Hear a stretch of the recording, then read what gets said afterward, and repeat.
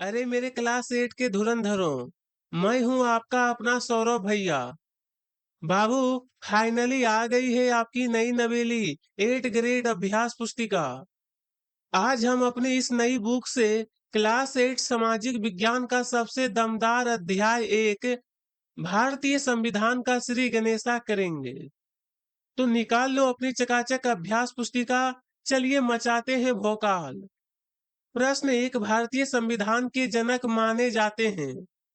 बाबू, जैसे आपके घर के सारे नियम और कायदे कानून आपके पापा बनाते हैं ना, वैसे ही हमारे इतने बड़े देश को चलाने के लिए जिसने सबसे तगड़ी रूल बुक तैयार की, उन्हें ही हम संविधान के जनक कहते हैं। सही जवाब है डॉक्टर V.R. अम्बेडकर।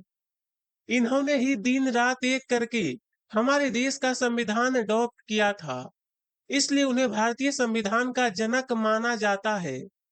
प्रश्न दो, संघवाद से आशय है।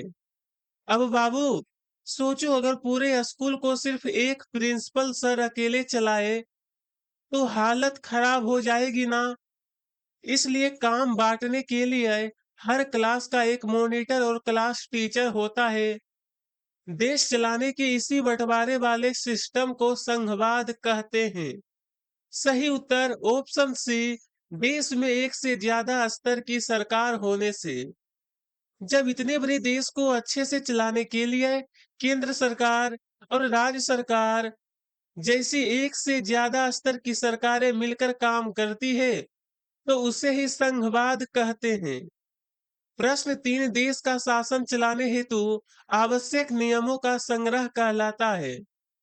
बाबू, जैसे क्रिकेट में आउट और छक्के के फिक्स रूल होते हैं ना, वैसे ही इतने बड़े देश को बिना लड़ाई झगड़े के चलाने के लिए जो सबसे बड़ी रूल बुक बनाई गई है, उसे क्या कहते हैं?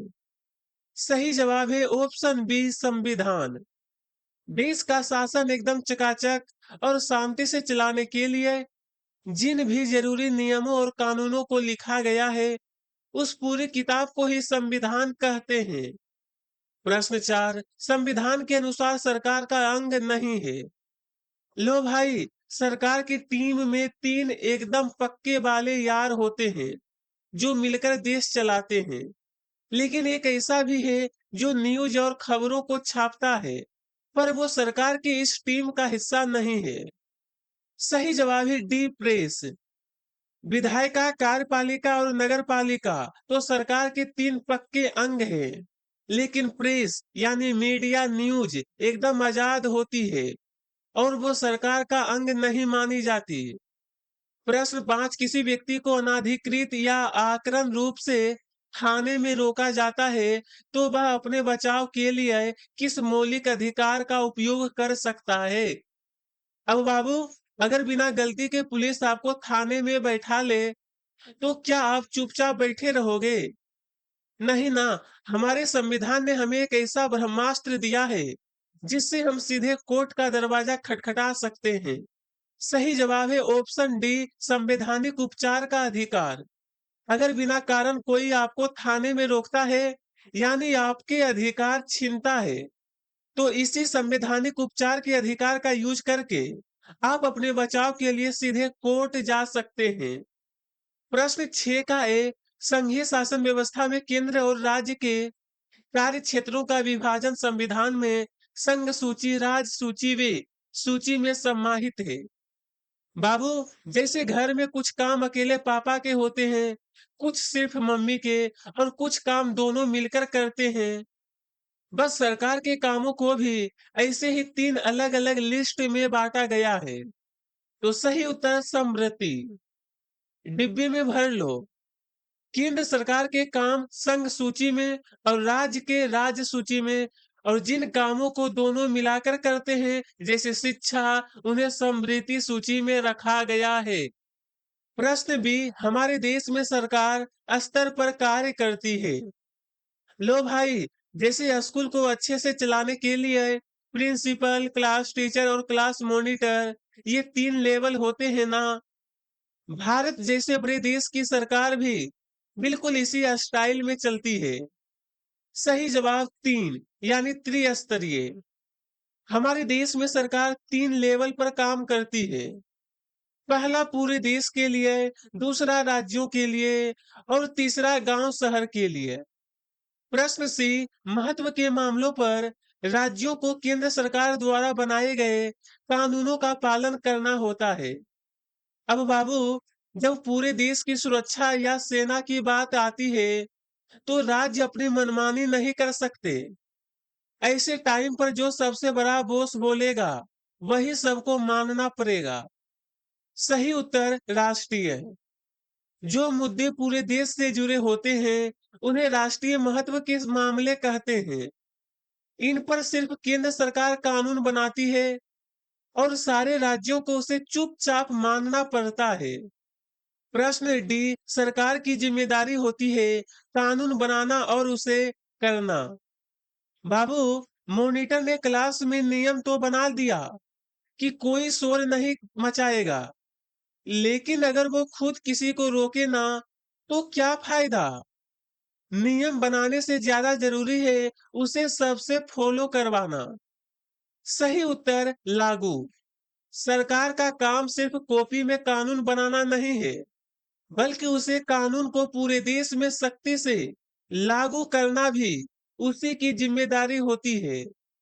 प्रश्न ई, संसदीय शासन पद्धति में अपने प्रतिनिधियों का चुनाव करती है। अब बाबू, इलेक्शन का मतलब तो आप जानते ही हो, एकदम बिग बॉस की वोटिंग जैसा सिस्टम होता है। हम लोग जिसको सबसे ज्यादा वोट देते हैं वही हमारा नेता बन जाता है। सही जवाब जनता। हमारी संसदीय व्यवस्था में देश की असली बॉस जनता होती है, जो वोट डालकर अपने मनपसंद नेताओं को चुनकर संसद में भेजती है। प्रश्न 7, किसी देश को संविधान की जरूरत क्यों पड़ती है। बाबू, सोचो अगर बिना किसी रूल के फुटबॉल का मैच हो तो कोई भी हाथ से बॉल उठाकर गोल में डाल देगा ना। बिल्कुल ऐसे ही एक देश को बिना लड़े झगड़े शांति से चलाने के लिए कुछ पक्के नियमों की जरूरत होती है। इसका उत्तर, किसी भी देश को सुचारू रूप से चलाने, नागरिकों को मौलिक अधिकारों की रक्षा करने और सरकार को अपनी मनमानी करने से रोकने के लिए संविधान की बहुत आवश्यकता होती है। एकदम चकाचक छाप लो। देश एक बहुत बड़ा गेम है और संविधान उसकी रूल बुक। अगर ये रूल बुक ना हो तो ताकतवर लोग कमजोरों को परेशान करेंगे और पूरे देश का सिस्टम एकदम गड़बड़ हो जाएगा। प्रश्न 8, नेपाल में राजतंत्र कब खत्म हुआ। लो भाई, एक समय था जब हमारे पड़ोसी देश नेपाल में भी एक राजा का राज चलता था, लेकिन वहां की जनता ने बोला अब राजा जी की नहीं चलेगी और राजा का बाजा बजाकर उन्हें छुट्टी पर भेज दिया। इसका उत्तर, नेपाल में वर्ष 2006 में जन आंदोलन सफल हुआ और वर्ष 2008 में राजतंत्र पूरी तरह से खत्म हो गया। नेपाल के लोगों ने सालों तक संघर्ष किया और आखिरकार 2008 में वहां से राजतंत्र हमेशा के लिए डिलीट हो गया और वहां लोकतंत्र आ गया। प्रश्न 9, नेपाल में पहले से ही संविधान था तो उसे नए संविधान की जरूरत क्यों पड़ी। अब बाबू, जब आपके पास पुराना कीपैड वाला 2G फोन होता है तो आप उसे बदलकर नया 5G स्मार्टफोन लेते हो ना। बस नेपाल की जनता को भी राजा वाला पुराना 2G सिस्टम नहीं, बल्कि लोकतंत्र वाला नया 5G सिस्टम चाहिए था। इसका उत्तर, नेपाल का पुराना संविधान राजतंत्र पर आधारित था, लेकिन अब नेपाल के लोग लोकतंत्र चाहते थे, इसलिए पुराने नियमों को बदलकर एक नया संविधान बनाना जरूरी हो गया। पुराने वाले संविधान में सारी पावर राजा के पास थी, लेकिन अब जनता खुद सरकार चुनना चाहती थी, इसलिए उन पुराने रूल्स को डस्टबिन में डालकर एक एकदम नया संविधान बनाया गया। प्रश्न 10, भारतीय संविधान का सभा का गठन किस वर्ष में किया गया एवं इसके निर्माण में कितने वर्ष लगे। बाबू, जब आप कोई बड़ा साइंस प्रोजेक्ट बनाते हो तो हफ्तों लग जाते हैं ना। तो सोचो दुनिया की सबसे बड़ी और महान रूल बुक लिखने में हमारे नेताओं को कितना टाइम लगा होगा।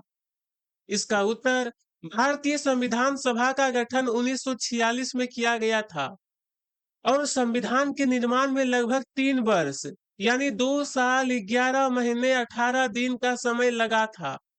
1946 में होनहार नेताओं की एक टीम बनी जिन्होंने लगातार मेहनत करके 2 साल 11 महीने और 18 दिन में हमारे देश का ये लल्लन टॉप संविधान लिखकर तैयार कर दिया। प्रश्न 11, संघवाद से क्या तात्पर्य है? लो बाबू, ये तो अपना पुराना दोस्त है। मैंने बताया था ना कि पूरे स्कूल को प्रिंसिपल संभालते हैं और एक क्लास को मॉनिटर या टीचर। बस शक्तियों के इसी बंटवारे को ही तो संघवाद कहते हैं।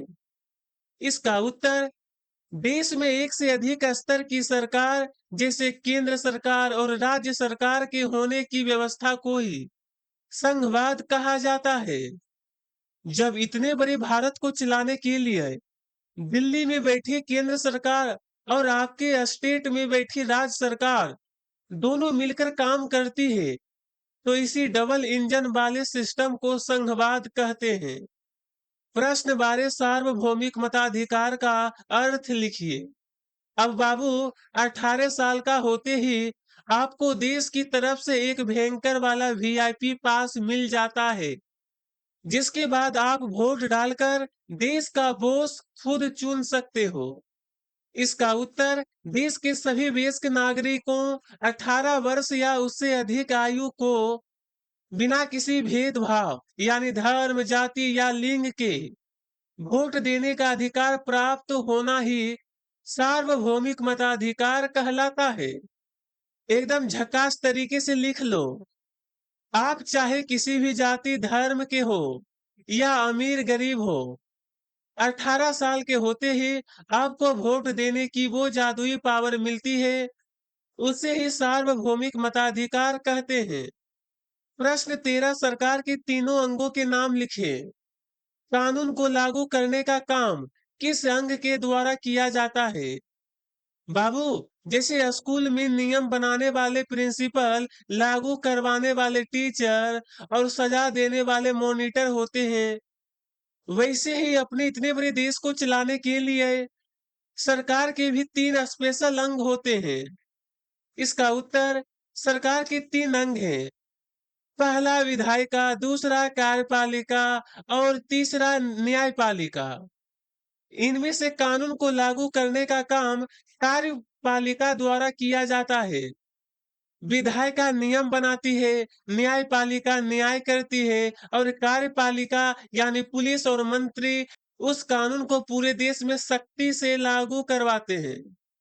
प्रश्न 14, भारतीय संविधान की अंतरात्मा किसे कहा जाता है?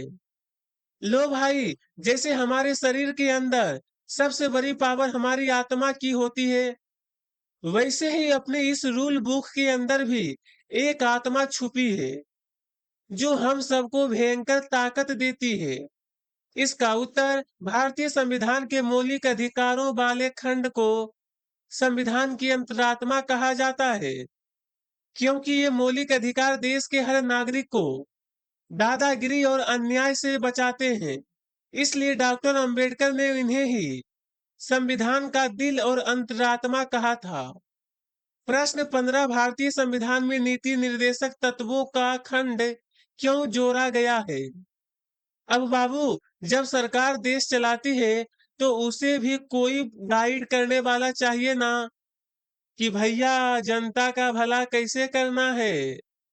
बस इसी गाइडेंस के लिए ये स्पेशल नियम जोड़े गए हैं। उत्तर, देश में सामाजिक और आर्थिक सुधार लाने तथा जनता की भलाई के लिए सरकार का मार्गदर्शन करने हेतु संविधान में नीति निर्देशक तत्वों को जोड़ा गया है। ये वो सुनहरे नियम हैं जो सरकार को हमेशा याद दिलाते रहते हैं कि उसे गरीबी मिटाने और देशवासियों की भलाई के लिए कौन कौन से अच्छे काम करने हैं। प्रश्न 16 हमारे मौलिक अधिकार कितने हैं? उनके नाम लिखिए एवं किन्हीं 2 मौलिक अधिकारों का वर्णन कीजिए। लो बाबू, आ गया इस चैप्टर का सबसे बाहुबली सवाल। संविधान ने हम सबको 6 भयंकर वाली सुपर पावर्स दी है, जिनसे कोई भी हमसे पंगा नहीं ले सकता। चलो उनके नाम जानते हैं। उत्तर, हमारे संविधान में कुल 6 मौलिक अधिकार हैं। समानता का अधिकार, स्वतंत्रता का अधिकार, शोषण के विरुद्ध अधिकार, धार्मिक स्वतंत्रता का अधिकार, सांस्कृतिक और शैक्षणिक अधिकार, संवैधानिक उपचार का अधिकार। वर्णन, पहला है समानता का अधिकार। कानून की नजर में सभी नागरिक, अमीर गरीब किसी भी धर्म के, एक समान है। दूसरा, स्वतंत्रता का अधिकार। देश में कहीं भी आने जाने, बोलने और अपनी पसंद का काम करने की पूरी आजादी है। ये 6 सुपर पावर्स हमें एकदम निडर बनाती है। समानता का मतलब हम सब एक बराबर हैं और स्वतंत्रता का मतलब हम अपनी मर्जी से देश में कहीं भी आ जा सकते हैं। प्रश्न 17 विधायिका कार्यपालिका व न्यायपालिका के मध्य शक्तियों का विभाजन क्यों किया गया है?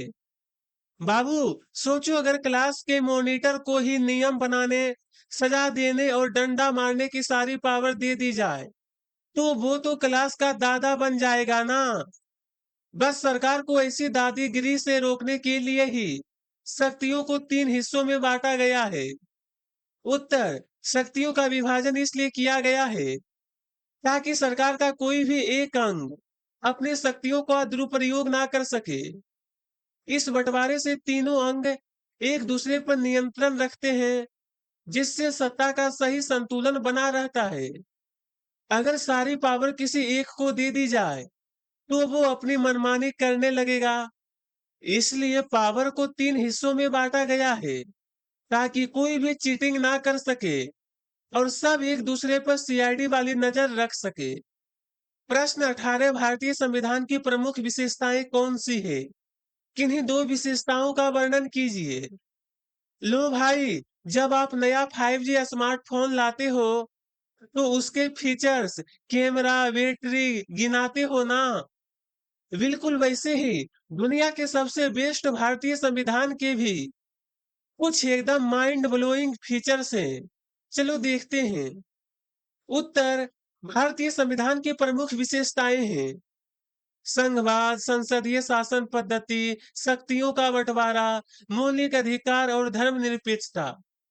वर्णन, संघवाद, देश को अच्छी तरह चलाने के लिए एक से अधिक स्तर की सरकारों का होना। दूसरा, धर्मनिरपेक्षता, देश का अपना कोई एक आधिकारिक धर्म नहीं होता। यहाँ सभी धर्मों को एक समान माना जाता है। लो बाबू, इसी के साथ हमने इस अध्याय के सारे सवालों का एकदम धुआं धुआं कर दिया है। अगर आज के अखाड़े में मजा आया हो, तो वीडियो पर जल्दी से लाइक ठोको, अपनी पूरी स्कूल के दोस्तों के साथ शेयर करो और चैनल को सब्सक्राइब करना बिल्कुल मत भूलना। मिलते हैं अगले अखाड़े में। जय हिंद।